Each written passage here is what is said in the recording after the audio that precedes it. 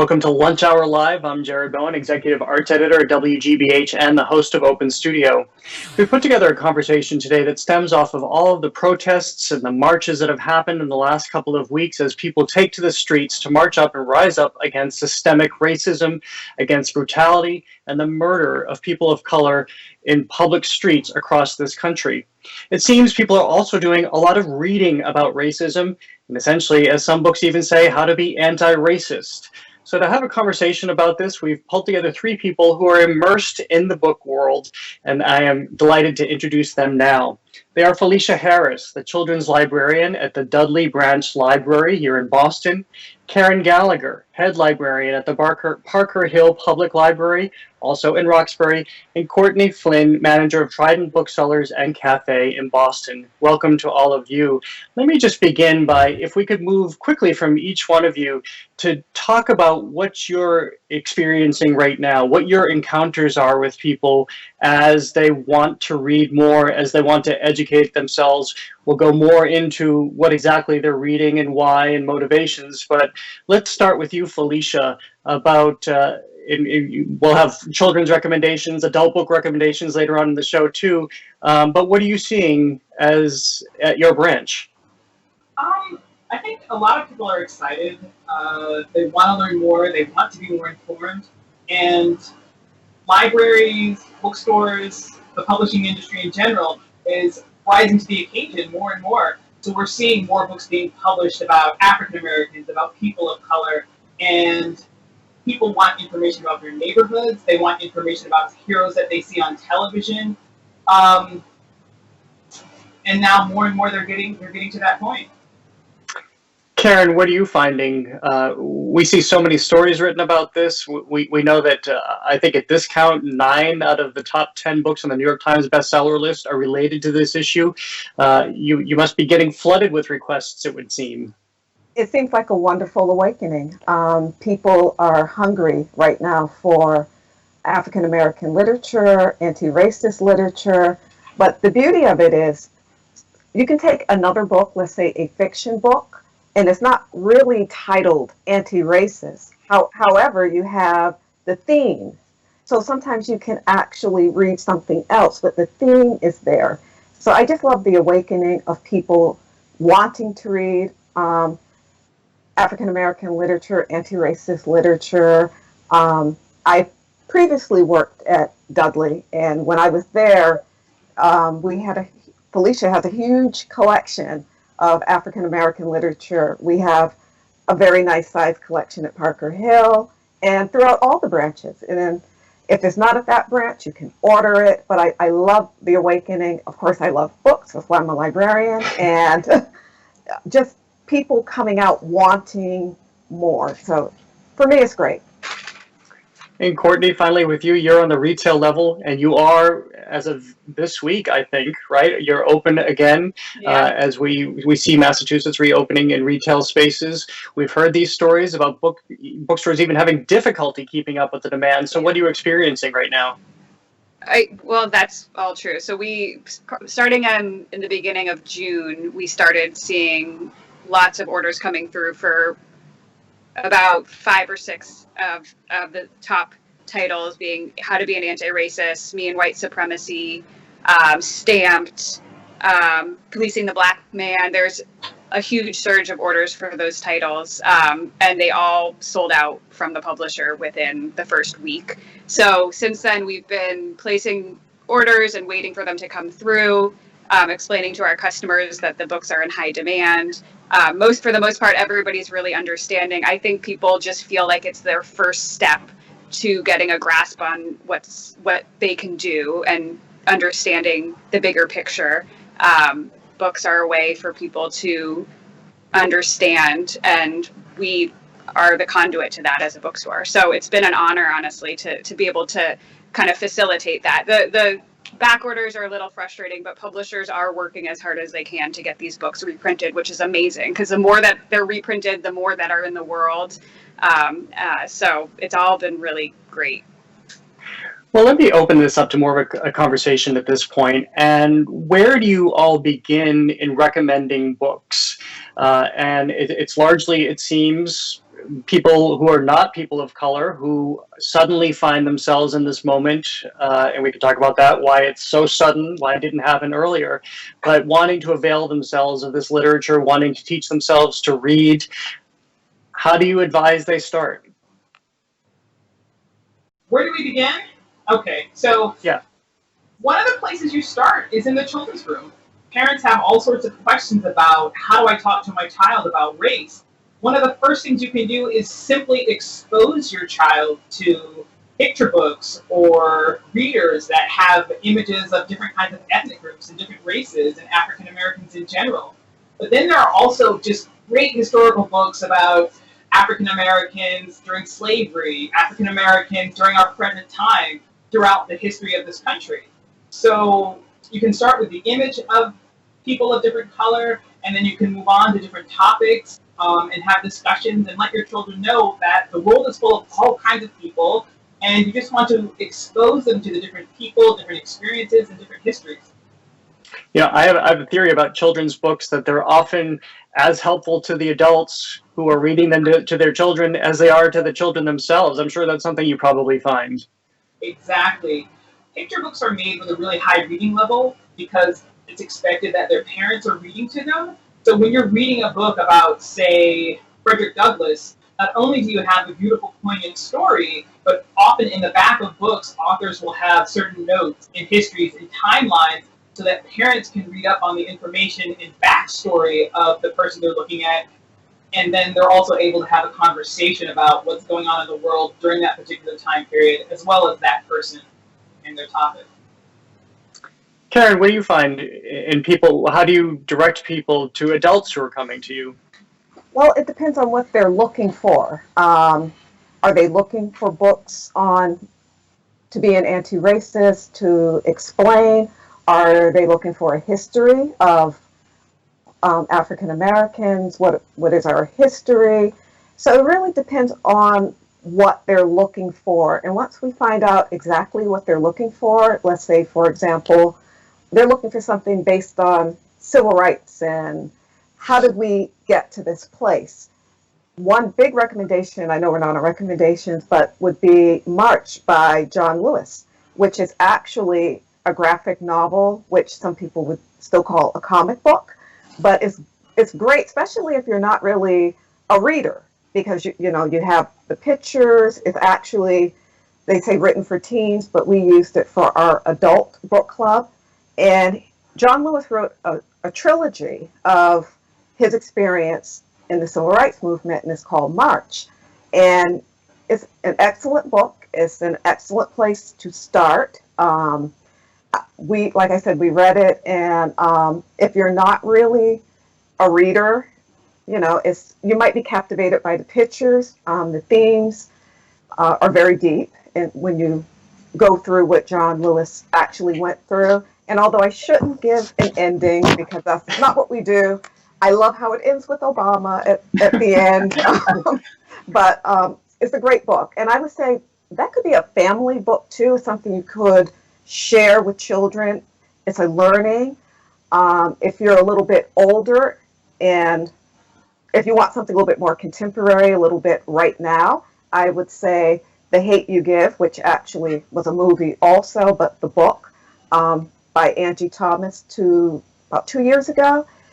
I mean, it's interesting how it actually mirrors what's going on right now. So you have art and life, and I would say that's a great book. So I would direct someone toward that. As I said, it depends on what the question is. What is the person looking for when they come in? I mean, because it's a vast amount of experiences. I mean, the Black experience is not one experience, it's several. So it depends on what you're looking for, what you want to achieve, is how I help. So. Courtney, I see you nodding there. You know, people often, I find the books arrive at the bestseller list for a reason, because people start doing what everybody else is doing. This is why I love this conversation, by the way, because we're getting nuanced recommendations. We're having a conversation about it. But how are you managing this in the bookstore? This must have been actually a key part of your reopening. Well, it certainly coincided with, I mean, it just so happened that we were reopening the state allowed us to reopen right when, all of these titles are taking off. Most of our business and most of the orders are still coming through our website, so we haven't had as much face-to-face interaction with customers with being able to recommend certain titles as much as we used to or enjoy to have. But I mean, personally, I don't feel like I'm a personal expert. I feel like owning a bookstore is a way to connect people to other experts. So we've created lists on our website, including a lot of the anti-racist titles that are very popular right now, and also some that are not as much showing up on all of the lists that are being put out. We've been putting together lists of books for kids as well, but also just books by Black authors, which is really easy to do because there's, like Karen was saying, there's so many different experiences. They can be if you like science fiction, there's plenty of Black science fiction authors. If you like mystery, if you like, literary fiction, there's just so many different books to recommend. It's pretty easy to do for, just a book that someone might enjoy. So we've been putting lists on our website together, but again, like I'm learning as well. So it's a bit of an experience for me too, just as a white business owner. Well, talking of experts, I mean, Karen and Philecia, how do you feel about people coming to you in this moment? There also has been a lot of conversation about why now, why all of a sudden when this has been happening in this country since the country's inception. So is there nuance to how you feel about people approaching you, especially white people approaching you for recommendations? I think it's changed a little. Maybe as recently as 2 months ago, you might have books on, let's say, the Black Lives Matter movement. And while there were parents that were looking at certain sorts of books about history and maybe folk tales, nobody really wanted to look at Black Lives Matter, or nobody really wanted to look at a book with a fist on the front of the cover. And now, all of a sudden, that's changed. So it's okay to talk about everything. There was a time when you might have a picture book, and there will be I was reading a picture book about Misty Copeland, and someone asked me a question, and I answered, well, even now, Europeans won't allow African Americans or Black people on their stage as dancers. So Misty Copeland is unique. And I could see a parent kind of react. Now, everything is open to discussion. People are more and more willing to talk about these subjects because in the end, when you think about the history of African Americans, you can't even have a conversation about anybody in history without talking about adversity, without talking about race, without talking about slavery, because everybody came up in those times. So where before we would keep the word slavery off the table, now we can have conversations openly about, well, yes, Frederick Douglass was born a slave, and here's the picture book about him. So it has changed, and people are more willing to listen on every level. I wonder about context, too. Something you mentioned earlier, Philecia. Karen, you must deal with this as well, that here, if you have a lot of people who, for the first time, find themselves emboldened enough to have the conversation or to ask the questions, you have to wonder if they know the context, if they know the story of Frederick Douglass in order to understand how to read a book about anti-racism. So how do you balance all of that? Well, there are two things that you can do. The first is you can talk to your teachers and you can talk to your librarians, because we've been doing this for years. So educators and different sorts of people and some families will actually come into libraries, and there's just this amazing breadth of information. But for newer people, for example, the picture book Schomburg and The Man Who Built the Library, which is a library of Black history. So it doesn't just tell about stories and the prologue and different people from ancient times all the way through different revolutions, but in the back, there's information for parents, places to go on the internet, other kinds of information that you can ask your teacher, crafts, activity, historical places that they can visit. So it really rounds out the whole picture. So you're not just talking about slavery, but maybe you might have another picture book that explains a little bit more. So we go on and on through different sorts of titles. For example, Harriet Tubman. There are probably 50 different picture books about Harriet Tubman. Sometimes they mention slavery, sometimes they talk around it. But now we're just a little bit more direct.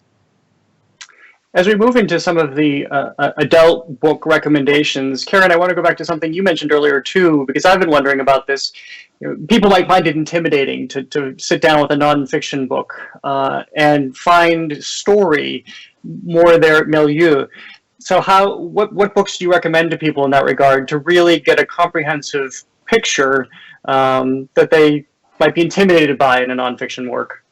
Well, as I mentioned, The Hate U Give, which actually is fiction. It just really mirrors what's going on right now. I just finished reading a book called, our book club actually did, Another Brooklyn by Jacqueline Woodson. And although it's set in the 1970s, it's a book about 4 Black teen girls. Well, they started out preteen and then they become teenagers and adults. Years of friendship. But what really I liked about the book, which doesn't come out glaringly and say this is a positive book, is that there's a father character and he's a single dad. So we have a positive Black male role model. Doesn't say it, but through his actions, through the story, you're reading a book about a Black man raising his children alone because he's a widower. And I like that because the depiction is very realistic, and we're seeing a Black man in a very positive light. So that was wonderful to do with the book club. As I said, the Black experience is very different and diverse in terms of, we're not all one thing. So we're also in science fiction. Octavia Butler, she wrote Parable of the Sower. It gives a futuristic view of what life will be in America. A little scary if we're not green. But I would also recommend that book, Underground Railroad by Colson Whitehead. Excellent book. It's fiction. It gives a historic view of slavery. So there's a lot of books that are couched in fiction, which I like for people who don't want that obvious, glaring, how to be an anti-racist, book, which actually before the pandemic and before all of the things that have been happening, there's a waiting list for that book. And there's been a waiting list for a long time. So I think even before this very new awakening, which I'm very happy about, people have been curious and wanting to seek knowledge. And also with white fragility, there's also been a long waiting list for that too, before all of this happened. So we have people out there that have been curious. I think we're just at a point now, it seems like we're all talking about it, which is great. It's great for, I'm sure, the bookstore, and it's wonderful for the library. And society in general, to be able to come in and say, hey, I want to read about this, and not feel funny about it, thinking that a librarian will think, oh my goodness, are you, because we don't think that way. We love knowledge. So you have a question, we're going to help you.